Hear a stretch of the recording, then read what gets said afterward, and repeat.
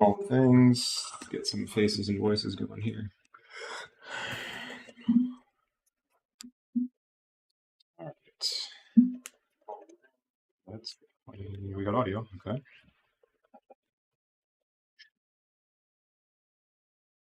All right. I think we're up on everything. All right. Should we just verify real quick? Yeah, Facebook's good, YouTube's good, and Instagram's good. So yeah, we're good. Just switched over. All right. Welcome, everybody. I'm Javad Shadzi. This is Nate Stewart. We're here to answer all your questions about all things 034. I don't know what's my usual spiel. Put your questions into the browser of your choice if you're watching. We take a no BS approach to responding. Sometimes referred to as trolling, but sorry, it's just the truth. We're just saying it like it is. We deprioritize questions about updates and when something's going to be ready or done. Feel free to ask, but we might not get to it. Last week we missed a lot of questions. Yeah, we had like a page and a half of questions left here. Yeah, so we want to put that stuff, put real questions as a priority. If you like us, let us know. Always great to hear. But especially if you don't like us, please let us know why and what's going on. So if there's any beefs we can fix, we're happy to do that. Well, someone says hello to Nate's beef. Why is my beard such a thing? I literally, this thing like grows out like every other week. I've got people notice everything, like what I'm wearing, how it's. I guess more often than not, I'm clean shaven here because usually I'm rocking some sort of stubble. A lot of people think I'm like old. Sometimes people say the old guy on the. It's been distinguished lately. So there's a lot of people talking about Nate today. Oh, good. They're asking about your shower this morning. My laptop, your Costco hoodie. Like it is. This is like it is a Costco hoodie. It is like the most comfortable hoodie I've had in ages, and the sleeves are actually long enough. It's like it's probably off camera, but they. And you had to buy a 10-pack, so you have plenty. Unfortunately, no. I'm about to go back and get more. And the last Nate question: what version is your XPS? This is an old 7590, I think. It's XPS 15. They nailed it. It's nailed. Yeah. It's distinguished. You talk distinguished. It's got magnesium cover, all machined. Yeah, these are good. But yeah, this is an older one. It's getting a little long in the. I'm so glad I got rid of it. It was overheating left and right. I haven't had any overheating. The battery started being very interesting conversation about your laptop, but we don't want to miss out on all these questions. All right. So someone's asking, would you ever consider taking 034 public, or do you have a vision of growing the company to a size where that is a possibility? I would buy 034 stock, but I guess I'll just keep buying parts and tunes. Well, that's a very interesting question. I do own 034 stock, so I recommend it. But the way it works, and we can point to an example of what has happened to APR being part of the Holley group. And so Holley is a company that started in, I don't know when, long time ago. Made carburetors, really popular in the 60s and 70s for hot rod tuning all throughout the 80s. And so Holley got to a point where they merged.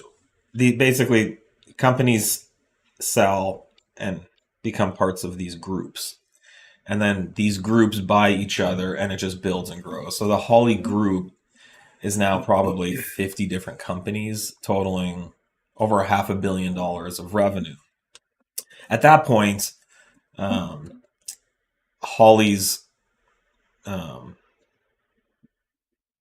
was owned by a private equity company, and they basically went to Wall Street and said, we want to go public.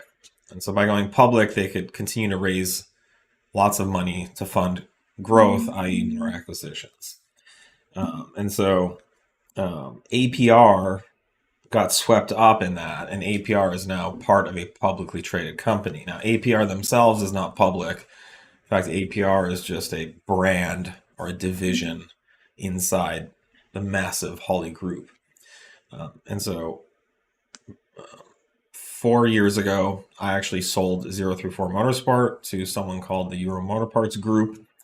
And now 034 Motorsport is a division of 5 or 6 companies in the Euro Motorparts Group. And we are constantly doing acquisitions. You'll hear about some exciting ones on the horizon. And we are growing to become a bigger entity. Eventually, at some point, it's possible that we could go public, and that is kind of the ultimate goal of every private equity, is to either sell to a bigger private equity or eventually go public. And at some point, the private equity, their size is limited, and so the only way to go from there is to go public. Being public has its problems. The amount of regulation increases substantially. And you've seen that play out with APR over the last few years, 5 years as well. So I'm not sure if we'll ever get there or if I'll be around to know about it. But somebody's saying, doesn't Holly make like Dodge stuff or something? Yeah, Holly's a very big umbrella, and it was. I mean, they make everything. Yeah, it started. You go back to their roots where they were, carburetor specialists for a bunch of American muscle, but they've got a huge umbrella now. But yeah, Holly does everything for all American cars and European cars, and they own companies, like APR and Dynan. So at some point, Dynan was acquired by the group that owned APR, and then APR and Dynan got swept up in the whole Holly deal. So we are interested in growing, though, and we are growing. We're growing substantially, thanks to access to investment capital that allows us to do cool things like SPI and Klimax, and hire more calibrators and engineers, and develop more products. We release a couple hundred new products a year. That's because of the investments we're able to make. Anyways, interesting question. Thanks for letting me blab on about it. How come other tuners' tuning portal are oddly similar to yours? Well, there's not a lot of tuning server solutions in the world, and so there's pretty much 1 or 2 companies out there that offer that service to other companies. We about 2 years ago finished the development and launched our own tuning server. So the 034 Motorsport tuning server is our server that we own, that we created. Nate and his team created it from scratch, and so if our current server looks like anyone else's, it's a kind of a coincidence, or somebody's borrowing from somebody. But and then maybe there's only so many ways to do it. But if you're talking about the previous server we on, yes, we were on like 2 years ago or older. We are no longer on that, but there are companies still using that, and so that's why you might see some similarities. But we left that platform for something better that we fully control ourselves. Yeah, we have a lot more decision making and control over the development, and being able to bring you guys things like the SPI flashing tools and suites. That's where it needed to go. Someone says their car shifts rough on the new Kli-Max TCU tune. Get in touch with us. It certainly shouldn't shift rough. The shifts are a lot quicker. I've seen a couple of guys that have been flashing back and forth with a bunch of different tunes, and have chosen to do a clutch or a DSG adaptation afterwards, and that seems to have fixed the ones that I've heard about. So it may just be that you were kind of pushed pretty far on one set of adaptation channels on one tune, and the other tune it wants to live somewhere else. So maybe just do a DSG adaptation, and get that. But we were actually just talking this morning, speaking of the SPI app, about getting more of that stuff rolled into the tools in the app as well. So that'll be coming soon. Yeah. The feedback has been very good. It shifts fast and smooth, but there's been a few reports of rough. The ones I've seen have mostly been like 3 to 4 for some reason. And I literally this morning I was out ripping on it and testing that specifically, trying to get it to be abrupt or rough, and it was just nice and crispy and clean. So certainly give me some feedback on that. And we can, if it is a thing, we'll certainly soften it up or do whatever we need to do to address it. But try and do a DSG adaptation first. B8.5 S5, the new trans tune is amazing, but is it okay to daily the one that says special track use? I do enjoy to beat my car like a redheaded stepchild when I do drive it. It's up to you. There's really no reason to run it unless you're trying to set times all the time. I would say just run the normal 7200 RPM shift file. The other file is only going to be, those higher shift points are only when you're launching in through AMAX. So other than that, it's going to shift normally. It's just for, drag racing purposes. That some of those points are raised to push some of those the shift points a little further out. Don't put them on. So, I mean, normal daily driving, you're not going to be in AMAX all the time, so you're not going to have any difference there. Well, is safety even safety? We've had zero issues with it. You can do it. It's just not. It's not a safety issue. It's just designed for. They're just designed for two different things. Yeah, but it's not because one is safe or unsafe. Yeah, they're both safe. Yeah.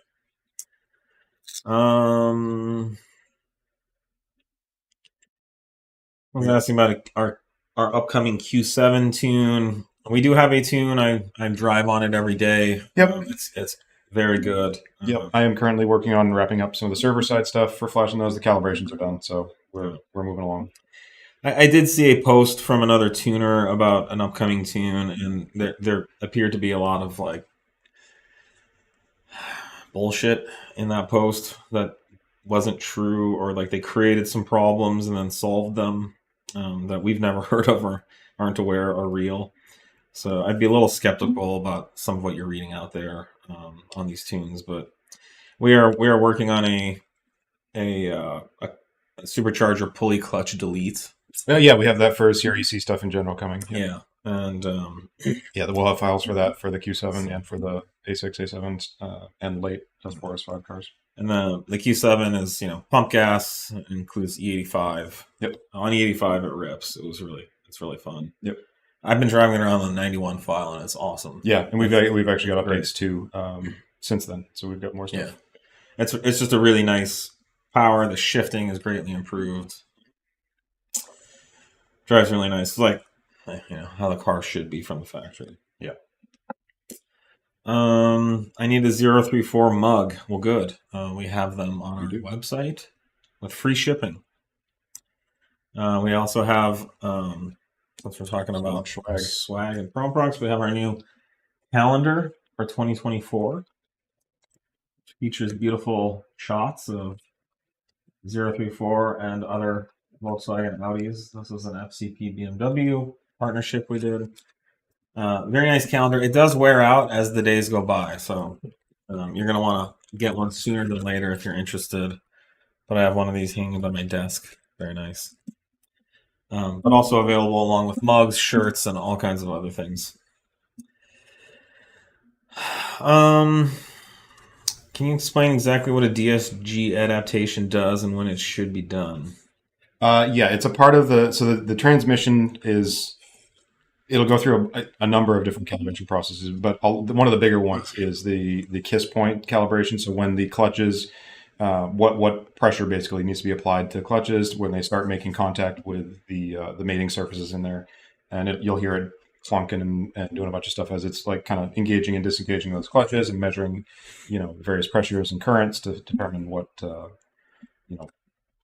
what physically is happening when the computer is telling it to give it a certain amount of pressure, essentially.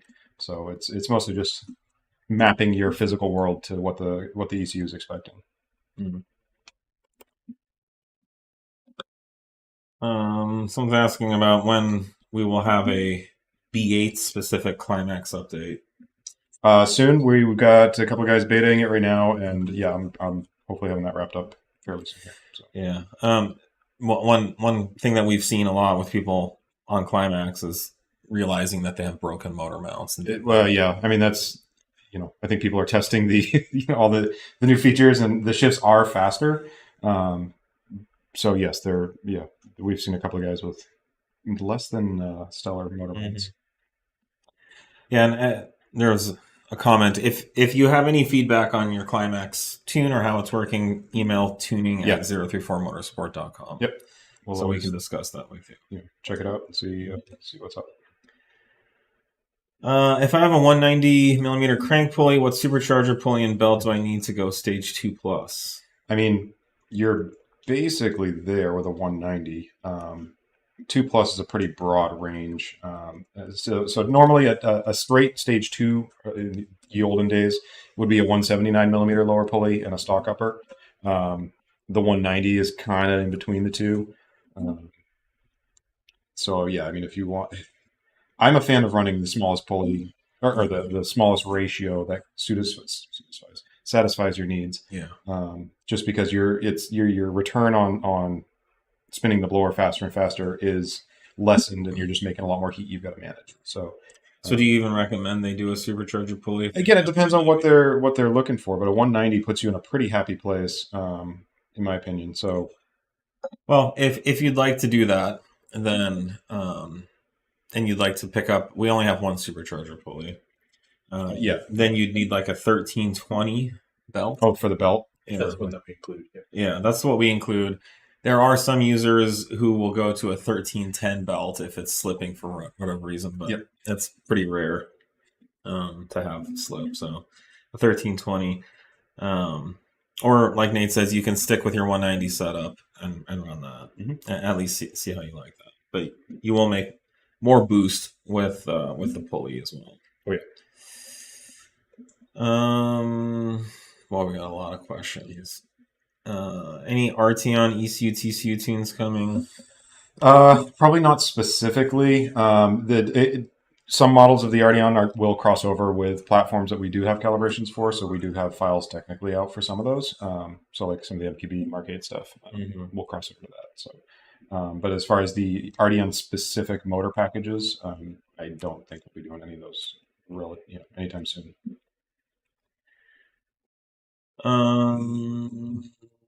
We have so many questions, Sean. Anything that's like release dates, let's just take those. Yeah, it's again, guys.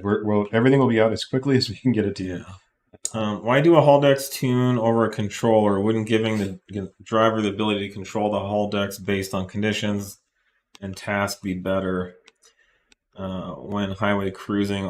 Front wheel drive for highway cruising, all wheel drive for snow and donuts. I mean, that's kind of what the haldex does already, ideally, is when you're steady state highway cruising, it's not coupled. Right. It's going to decouple. That's kind of the beauty of it is you get the efficiency of the drivetrain freedom, essentially. You're still spinning that center shaft no matter what, but you're not, fighting against the rear differential. So that is already kind of a thing. Like these two situations should, in general, be covered by a proper haldex tune.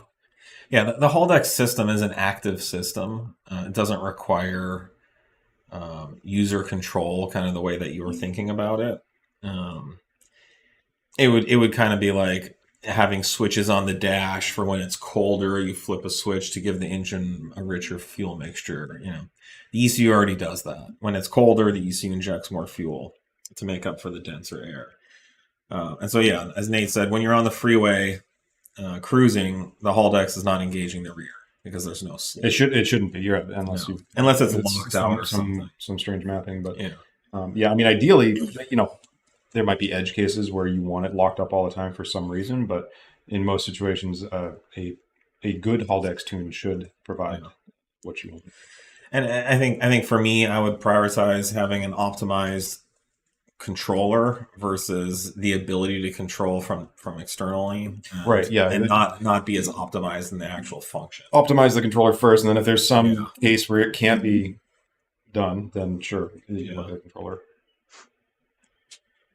They're following up from the 190 crank pulley conversation, asking so they could tune the stage 2+ map with just the 190 crank. Yeah, I mean it's a lot of it depends too on like where you live. Your altitude and stuff will depend on which map suits you best. I know a lot of guys at altitude will run a little more pulley ratio than the guys down here. Just you're fighting your air density essentially up there. So we can advise you if you're well within what your stage 2 map is doing. I'm assuming you're on a stage 2 map. There may not be a reason to upgrade because maps, at least at this point, unless you do pulleys. The shop Mark 8 GTI, is that on the pmax? Yes. Yes. Yep. And that has a TCU tune? Oh, yeah. Yep. So someone's asking, I have a Mark 8 DSG currently on stage 185. Would it be worth it, seat of the pants wise, to go pmax stage 3, or should I wait for TCU tune and spend my money on other upgrades? I mean, the top end is still going to be there on even with the it's torque limited, but it's not. Yeah, I mean, it's trying to remember on that specific one. I think it's a tiny bit limited up top, but not much, because you're just able to ride that torque plateau essentially all the way to redline. Yeah, I'll say our company Mark 8 GTI is on stage 3 pmax, and granted it has a TCU tune because it's an earlier car, but it's a riot. Yeah, that car is so much fun. It has so much power. It's pretty shocking. Yeah. How I mean, if anything, the reduced torque is likely more drivable in most situations. Yeah. Yeah. I would recommend that you go for it. You're going to make more power. You're going to be faster. Yeah. You'll be limited a little bit, but it will certainly be noticeable. Just had street density motor mounts installed on my B9 S4. Normal for increased vibration when putting car into gear. I realize they're stiffer than OEM mounts, but curious to get your thoughts. Yeah, one, they will soften up as they break in, which just means that the mount is the stiffest it'll ever be when it's brand new, and there's some stretching and moving and a little bit of loosening up of the polymer fibers in the mount that makes it a little bit softer and more compliant. But these engines and drivetrains just make a lot of vibration when they're in kind of in gear, but not moving. It's dragging on the clutch slightly, right, at a very low RPM. We see this with DSG. The ZF8s aren't as bad, and that's actually one of the major reasons why the factories have been going away from DSGs, because they have less vibration. But I recently put mounts in my Q7, and I will notice it like when I'm in gear at a stop with my foot on the brake. My water bottle in the door will vibrate a little bit. I can hear it. So, but it will soften up if you give it some time. But the benefit's definitely there when you're driving and moving, and the NVH is non-existent. But you're getting that more firm drivetrain feel, that more direct connection to your power. But yeah, it's perfectly normal what you're experiencing. Do we make a stage 2 file for the Audi 2010 Audi TTS? Likely. The TTS is kind of its own thing, but I believe we do have a file for that. Mm-hmm. Yeah, we have a file for that. In fact, my brother-in-law runs it. I'm thinking the TT. I'm thinking the TT. No, he runs the 8S. Oh, this is not 8S? No, that's the AJ. Well, the TTs did get we do that. Do we? Yeah, we do. Yeah, Oh, the TTS we do. That's the Belfar. It's the normal TT front wheel drive. I think it's the valve lift motor. It's a very weird one with its own calibration. Someone's asking if our 034 MQB high pressure fuel pump has been fixed. Saw a lot of problems, and then that they were recalled. Just wondering if they've been taken care of. Yeah, the initial recall was a while ago, and the issue was corrected. That the recall was for. We have had users report some very rare issues, much well within the range of kind of statistical failure that we would expect. So, since then, yeah. We sell a lot of those. A lot of people, thousands and thousands of customers are running that, not having any issues with it. So yes, it is fixed. But as always, if you ever have a problem with our product, just contact us. But yeah, no, the initial, when was the recall? That was like a year ago. Yeah, I think so. Yeah. What's the difference between your downpipe and the IE downpipe for B9 3.0? Both are 200 cells per inch and appear to be similar quality. Difference is $600. Need help understanding the price. Yeah, so the cells per inch doesn't really tell you much about the cost. Ours has really nice heat shielding on it, and I don't know what cat matrix they use. or what specification it is.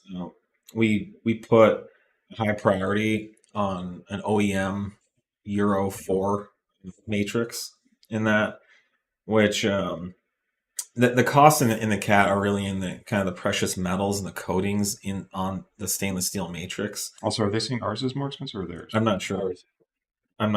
But I don't know anything about the IE. Well, yeah, there's it definitely doesn't have the heat shielding. Yeah, no. There's also as a I haven't looked at any of the.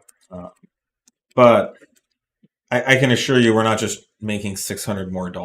Oh. We don't have great margins on these, and it is because ours is really like an OEM quality. If the goal is like if Audi released a high flow racing cat, what would they do? So in most places, our cats will pass tailpipe sniffer, and they run very clean despite being substantially higher flowing than factories. Also, the reports of failures on ours are minimal to none. We have very, very few. I know there's been a lot of activity out there about theirs, and they have kind of like said that they won't warranty their cats if it's run on our tuning or something like that, try and alleviate themselves of some responsibility. So we stand behind our products, and it's an excellent quality product. Do you have tunes for the A4 B7 2.0? Yes, we do. If you go on our website, you can see. You can flash those. If anybody wants to know if we sell something, just go on our website. Yeah. It'll tell you. Yeah, you can flash that through our SPI app as well. Yep. Yeah. How is your launch with Kli-Max? The actual launch isn't really changed that much. It's the subsequent gear changes and the ability for it to roll out a little longer in first gear if you're getting some wheel spin. I mean, it's not so much the launch, but everything that happens after the Right. launch, which is the 1-2 shift is going to be much faster. Yep. And then all the other shifts are going to be faster too. So what we're seeing is some people reporting up to half a second faster 0 to 60s Kli-Max. Yep. It's just simply because it's shifting so much faster. Such a more high performance shift, that 1-2 gear change. Yeah, there was another question. Made it in here. Oh, here we go. Completed. Right, yeah, someone else is saying they just flashed with Kli-Max, but when I try to launch, it'd say 3,000. The car immediately jumps to 4,000 when letting off the brake. Right, 2,500. So it happens. So that is. There's a couple of things there. Some of it might be wheel spin. If it bites and then you just instantly break loose, it's going to jump up real quick. We'd need to see logs to see what it is. But we are also updating some of the launch control stuff with the advanced launch to better manage the off-the-line behavior coming through the advanced launch control. But that might be what that is. We need to see some logs to see. And someone else is asking, hey guys, can you explain what gear drop is? Those who've never experienced it. So gear drop is basically the transmission's inability to deal with dramatic changes in wheel speed and trying to switch gears at that time. So it has to basically it's got to try and control a clutch to bring the engine in sync with the whatever your wheels are doing. It was most prevalent if you launch it and you try and do an AMAX shift where it's just using a clutch basically to pull the engine down into the next gear. And it would have it would be unable to do it in the amount of time and with the control that it needed, and it would just give up. And you'd get a free revving engine. All the clutches release, and it sounds and feels pretty terrible. So that was why we had disabled AMAX on many of our TCU tunes until that was fully resolved. And then that is what we refixed primarily with the Kli-Max tunes. And that has been resolved on our software. Yeah. It's a new era with no gear drop issues for B8. What are your thoughts on the trolling and toxicity in the EA837 community? It's rough. It's a rough place to be right there. Yeah. So we launched a new Facebook group this week. It is a Facebook group that was created by 034 Motorsport. I'm an admin as well as the marketing team. However, our goal with this group is to simply have a place where people can discuss B8 tuning and cars. That's a place that's really kind of sane and more peaceful and productive and positive. What we were seeing in the other groups is just relentless trolling. No matter what side you came from, like it would just be. It was like, God forbid you asked about what kind of oil to run. If you asked about a spark plug, and you have people saying you should Google it and you're an idiot, and memes would start. And we spent quite a bit of time trying to talk to the moderators of some of those groups. Most of them like it. They like the trolling. They like the negativity. They want it to be kind of a nasty place where people can be jerks and it's okay. And so what started happening is we were getting people reaching out to us, in some cases our customers, as we're talking to them, who are afraid to post in any of the BA groups because they just don't want to get trolled. And then, a lot of it is like, God forbid someone said anything good about 034 Motorsport, they would just get attacked by the other company, relentlessly trolled, to the point where like nobody even wanted to say anything, Yep. And apparently we're the bad guys because we're always up here bad mouthing people supposedly, but there's an army of trolls on the other side that are being, encouraged. It's like an army of dead, to coming after anyone who doesn't support, said tuning company. So we started it about a week ago. It's already got 800 members. It's been awesome. We have people on there posting about CTS and Jackal. Some guys running a GIAC tune, which I didn't know. They're still around. Yep. The guy asked for oil. There was a post about what kind of oil to run, and people were helpful and productive. People are introducing themselves and their cars have all different kinds of mods. Thankfully, plenty of 034 products are being posted, but like I said, Matt Barrington himself is in the group talking to people about Jackal tunes, and we haven't deleted any of it. So there's been a little bit of a tantrum in the trolling groups about how this is a terrible group that's just going to be 034, and we're going to delete all the stuff, and the admins are all 034 people, so it won't be a safe place for other. But that just hasn't been true, and in fact, the competition is in the group posting as well. I mean, if there is, show us the proof. Like if I would, I'd say give it a chance and see how it works out, and if there's some conspiracy, then that'll come to light as well. It's not like you can hide it on the internet. Yeah, we actually haven't had to delete any posts, even trolling. There's been no attempts at trolling yet. It will come, I'm sure. But it's been a very sane place. And I was talking to someone this morning who's like, I kind of like my B8 again. I'm excited to like talk about B8 stuff. Yeah, it's just it was like scary to like bring it up. And you just knew no matter what you talked about, it was going to spiral off the rails, completely unrelated to whatever it is you were trying to, be excited for. Jay the other day was like, I'm surprised there's so many B8 members that track their cars. I've never seen any of these people, post before. Yeah. No, because they couldn't. Inviting space. Yeah. So it's unfortunately the name isn't great. It's just like it's a mouthful. B8/B8.5/ Well, we should give it like an actual take your hand on the keyboard and just slid it across. Yeah, but we'll post a link to it in the different threads, and please come join us. Yeah. If you're skeptical or it sounds bad, go ahead and join and see what you think. If you don't want to, you don't have to. But We will keep it a neutral place. We will keep it friendly to all types of B8 tuning. We're going to roll out some fun promotional stuff where we're going to get different companies to do raffles in the group and benefit some of the members for being there and being positive and posting. But it's time to get back to a sense of civility and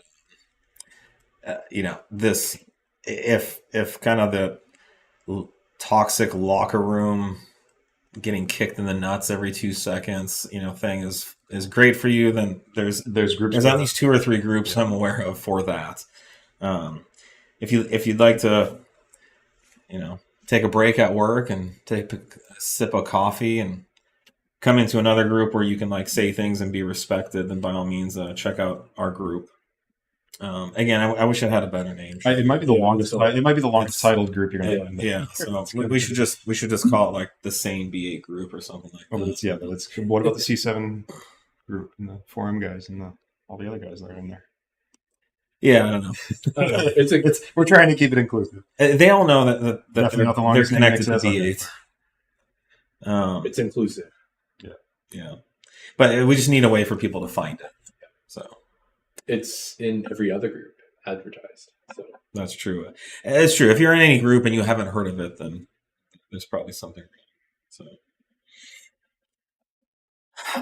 but yeah, we could just call it EA837 supercharger or something like that. I mean, there's other similar groups to that too, so it's tough.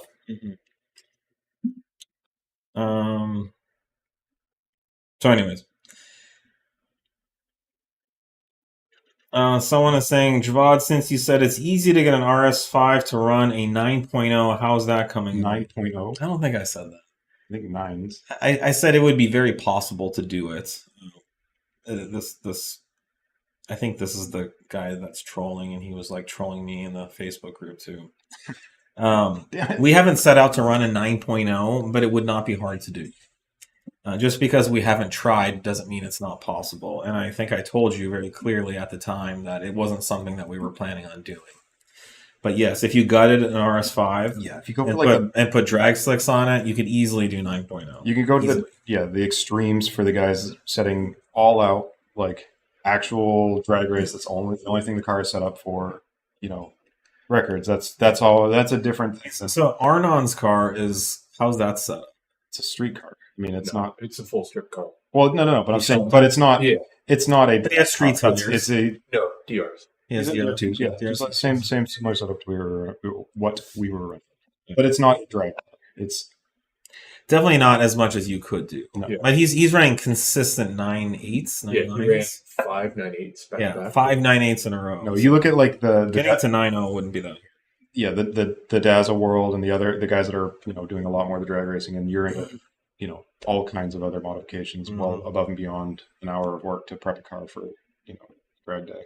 I think this was in that thread where I don't know if it was the guy where he was like Audis were slow, and I was like, no, you can run 9s in an RS5, a street trim RS5. I mean, yeah, we were full weight on ours. Yeah, so and then he was just an insistent. I think he ended up exiting the group at that point. Because he just wanted to like. Well, I guess troll how slow. I guess. Well, yeah. What's the question? Is what are you trying to? What? Then the goalpost kept moving. It was like they can't run 7s. It's like you don't have to run 7s to have a fast Audi. Like go do it. Audis are freaking fast, fast as you want to get. Within any kind of sane reason. All right, moving on. Hey guys, thank you for another live stream. What mileage do you recommend to replace plugs at, and what gap? I'm stage 285 B9 S5. I don't know if there's a set time, but I don't know. I mean, I would say probably change them depending on what plug you're running, but every or stage 2. Yeah, and a lot of it depends on use case as well. Like, what are you doing with the car? Is it just a commuter that you do, something here and there? Are you a track, you track all the time? Yeah, plugs aren't that expensive. I mean, I would say every 15 to 20,000 miles just to be safe. If you're running the brisk, maybe sooner. Mm-hmm. Certainly the second you feel a misfire or any kind of, rough running or lack of smoothness or anything, get in there and change them. But plugs are very stressed at the power levels that these cars run, and so this idea of like 100,000 mile plug changes is out the door when you're running this much power.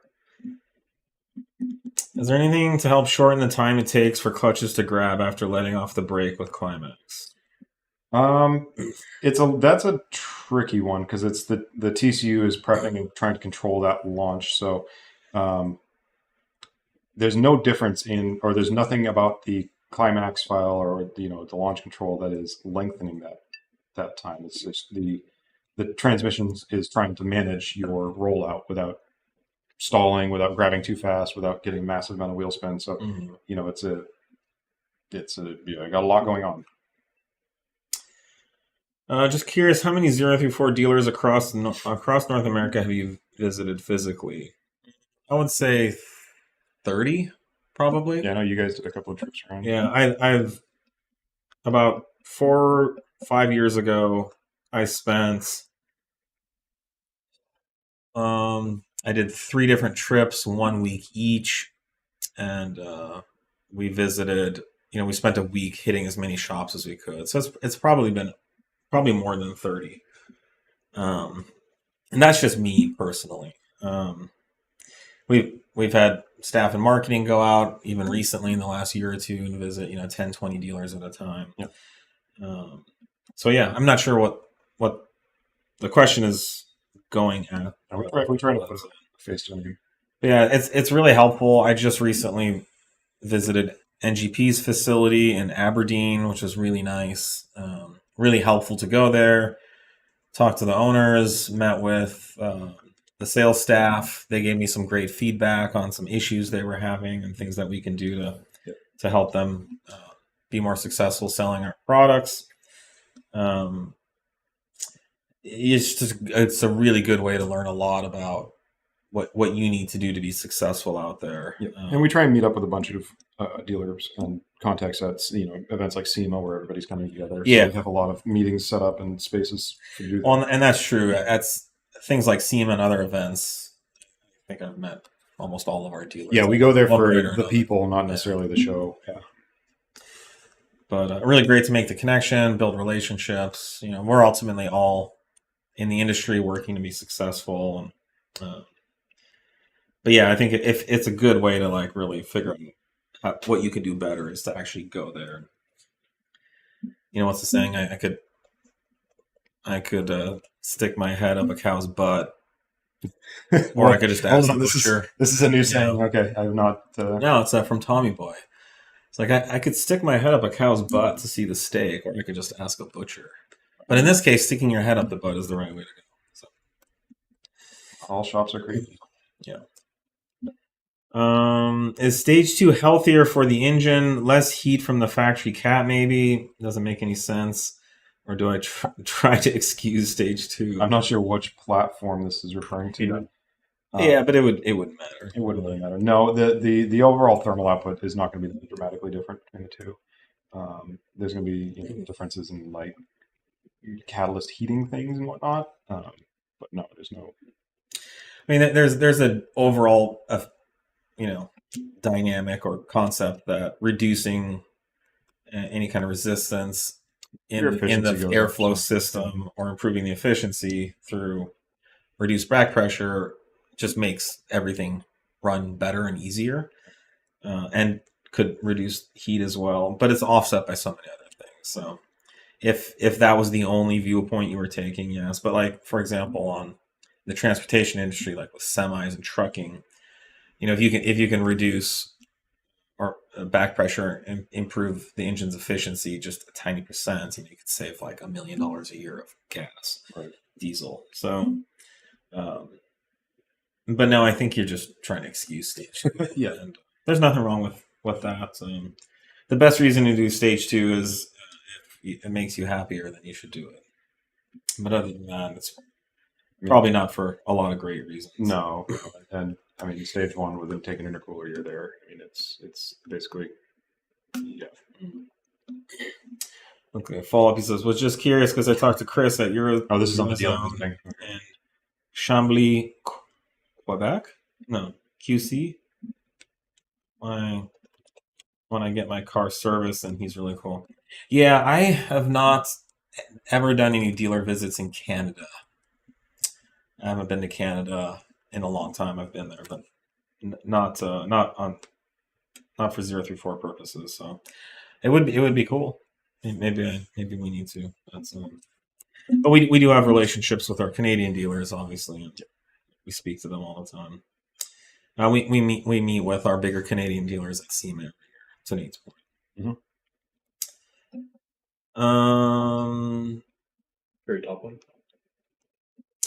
Does your stage 1 and stage 2 calibration touch V50 pump, coolant pump C, heater pump, I see some weird error for stuck V50 pump, but it does not show any issues on stock, and it passes all tests. No, it shouldn't touch the. I'm trying to think of which pump specifically they're referring to, but no, we don't touch any of the. I think that's like the HVAC circulation pump. No. Nick's just making a comment that it's a relatively common thing. Yeah, and he even gets it on his SQ5. stock or tuned. Yeah. But yeah, I mean, there's some. The only thing that might affect it, there's some different cylinder head temperature targets that we run, but it doesn't. We don't alter the controls on that pump. How often do you update your tunes? How frequently should I reflash for updates? B8.5 S4 DSG. We don't have a set schedule. No, that's it depends what development we have going on. I mentioned earlier in this live, there are some updates coming for some advanced launch stuff. They'll be out at some point, and we'll let everybody on those files know. But yeah, it's dependent on development and what we're doing. Yeah, and if we do any updates, you'll get an email. But we will also announce them via social media. We'll announce them here. So you should know. But if you're ever bored and you want to just log into the portal and see what's new. Yeah, I mean, it'll show you. Don't just log in Flash. You'll see, what version you're on. You can see if there's any updates. Yep. Yeah, it'll tell you. I recently installed an exhaust on my C7 RS7 and it's vibrating somewhere on the tunnel brace. Yeah, so this question came in and we pulled these parts. We do. So this is our C7 transmission tunnel brace that replaces the factory piece in the back. And though this is a much stiffer piece, we're not here to say that it's like going to dramatically change your car's stiffness. But what it does is, these are called X clears for a reason, because not only is it stiffer, it drops down and gives you more clearance for bigger exhaust systems. Because the factory ones are known to rub. Also, just a really sexy piece and fun little project if you're looking for something to do. And which one's this, Sean? B9. And this is our B9 unit. So again, stepped down with more clearance, and we even list on the product page the additional clearance you get from these. Pretty reasonably priced and stock, ready to ship. We saw quite a few. Does have the little air. Yeah. Aero flap integration on this. You lose that on some of the other ones. So just keeps the airflow into the car consistent with factory.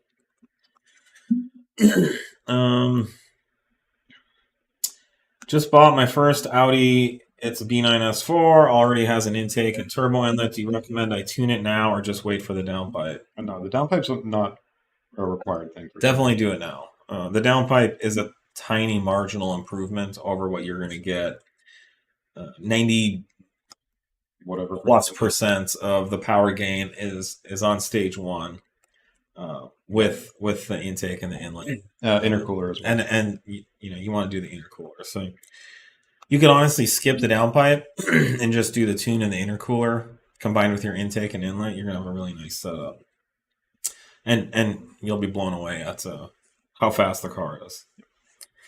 B8.5 Q5 3.0T 034 lower springs daily ride quality. Would like to purchase, but I'm enjoying the factory ride currently. So this came up recently, and I went and looked at the reviews. You can look at the reviews on the product page.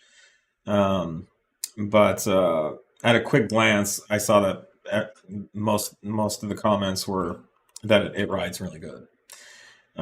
We didn't design those to be stiff because it's an SUV, and we know that the car is going to get loaded up with weight, and it is an SUV. You're not looking for that harsh ride. So, driven by the wife as well.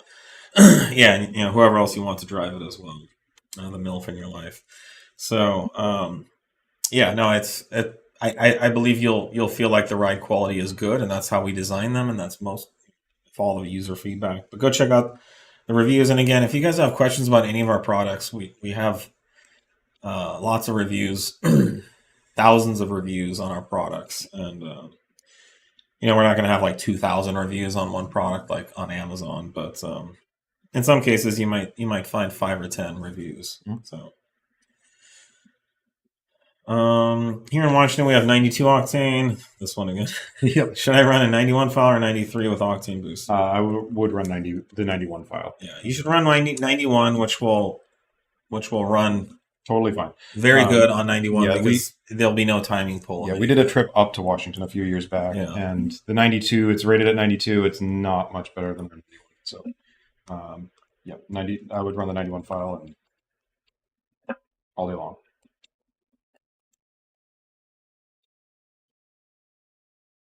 When Kli-Max is released for the B8 S4, will it also be free of charge? Yes. Free. Yep. It'll be a free update, just like B8.5.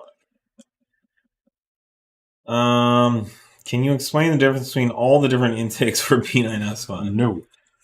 A lot of them. So we have several different intake lines, which this will be helpful for you. So we have the P34 line of intakes, which are molded plastic intakes. We have the S34 intakes, which are carbon fiber shields with silicone inlet hoses that are open to the engine compartment, but when you shut the hood, become a closed intake that draws air from the front of the car. And then we have the X34s, which are enclosed box carbon fiber intakes with carbon fiber connector pipes. So those are the 3 product lines. And then we have a subline called Super Duper, which is just a enlarging of the intake for higher flow and higher power performance. So with all the kits, we offer Super Duper connectors. In some cases, they're adapter kits. In some cases, they're complete intake kits, which simply allows the intake to connect to the Super Duper turbo inlet, which has a bigger diameter. And then we also make the Super Duper intake, which is an S34 style intake with a huge Super Duper air filter, huge Super Duper connector hose that goes to the Super Duper turbo inlet. So that's it right there. It's not that simple, but it's not that complicated either, depending on how you look at it.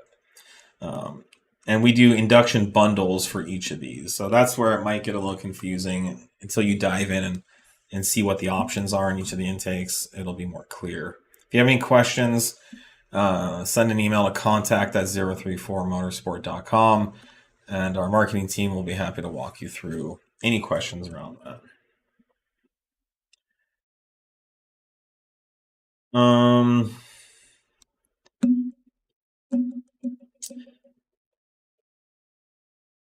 What are the effects of stock cats running stage 1 E40 C7 A6? What are the effects on stock? I mean, if anything, that it's a little lower EGT under full load than you're going to see on pump fuels, so it can actually help lifespan of those cats. But I mean, all of the 3-liter supercharged catalysts are kind of a finite lifespan from the factory, stock tuned or otherwise. E40 is not any more detrimental than any other fuel. DL51 has Gen 1 and Gen 2. What are the differences in hardware, if any? Gen 1 is setting me back waiting on Kli-Max. But I did discover R1.5, which has a huge improvement to 1.2. Yeah, so those are some different versions of our actual TCU tune. Gen 1, mechanically, there's not a lot different. There's really nothing different. It's in the actual TCM control unit, the processor itself, the generation of the CPU that was put on it, the actual the controller, and just the software structure and layout, and how it was compiled and built. But I mean, from a functional standpoint, not really any difference there between them. The Gen 1 was used on B8 and early B8.5. I mean, it crosses that line. So, yeah, it's just the generation of the actual software and processor that are on that board. So well, it doesn't affect performance really. Will the catless downpipe help with spooling the turbo a little faster off the line B9S4 pure 750? Yeah, any kind of reduction of restriction or back pressure to the turbo will help it spool up faster. It will help the engine make more power and produce boost more efficiently. it's like if you're trying to blow a lot of air into a balloon and you're trying to blow it through a straw versus, a tube that's bigger in diameter. So how dramatic it will be is hard to say. How much you'll feel it is hard to say. The factory cat flows very well, but in most cases, these require like our racing cat or something like that, which flows a lot better.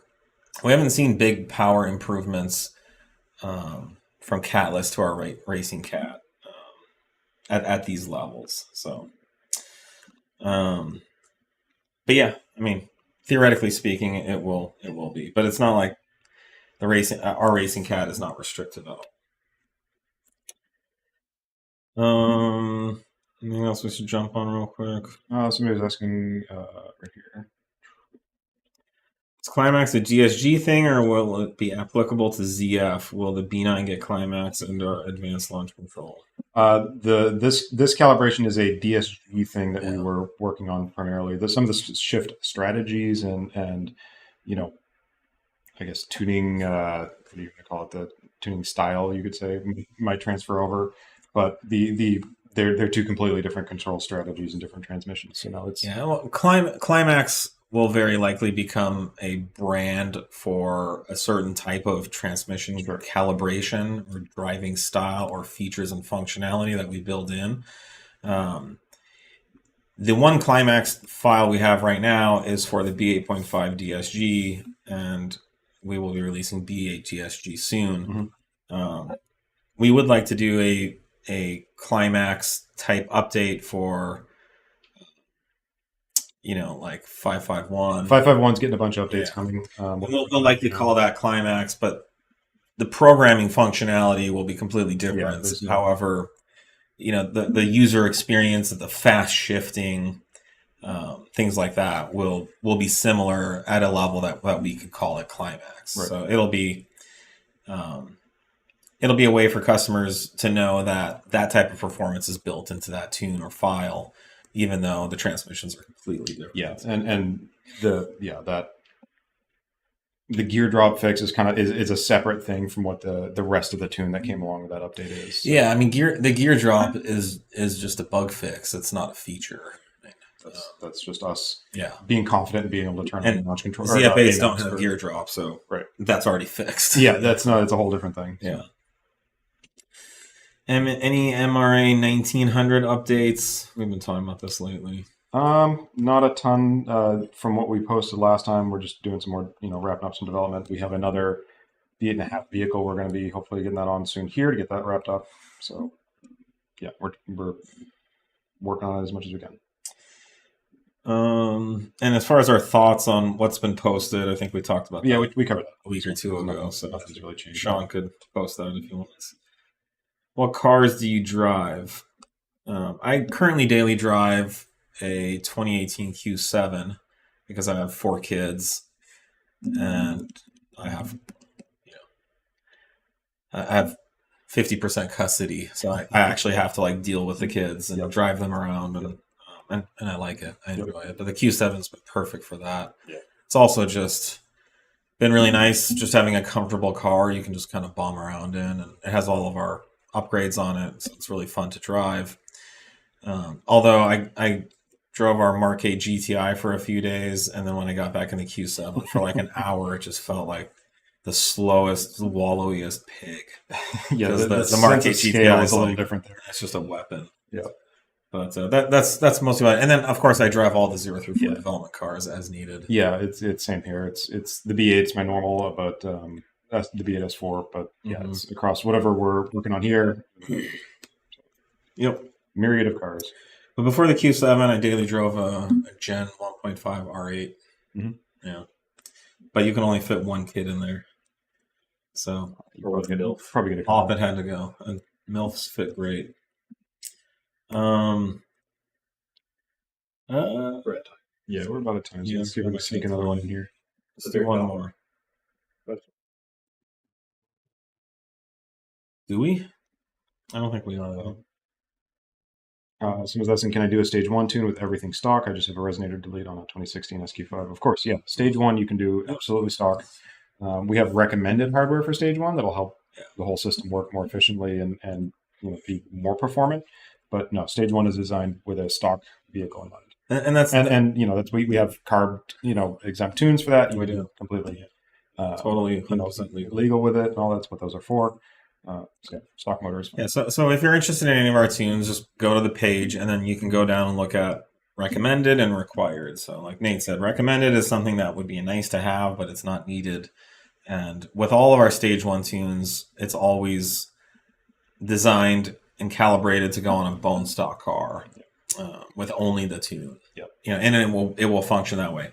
Now, if you do the intake and an air cooler and other things, you'll make more power, but you don't need it.